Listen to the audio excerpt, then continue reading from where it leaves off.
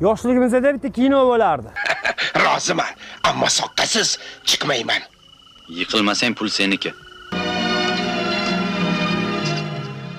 Qani mana bitta ko'ring, o'ta olmaymanmi yo'qmi?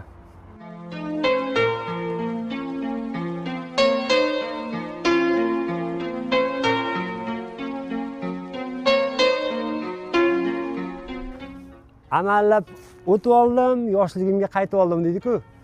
Ustachilikda bizlarning ish ham xuddi shunaqa. Yo'lni boshiga chiqib olamiz, baylashamiz, o'tib kelamiz, kimdir yarmida qoladi, kimdir o'tib oladi.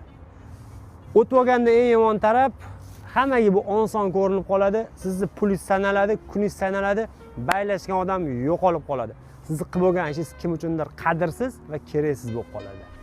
Aytgancha esdan chiqibdi. Bu kinoni ko'rganlar bo'lsa, kommentga otini yozib qo'yinglar.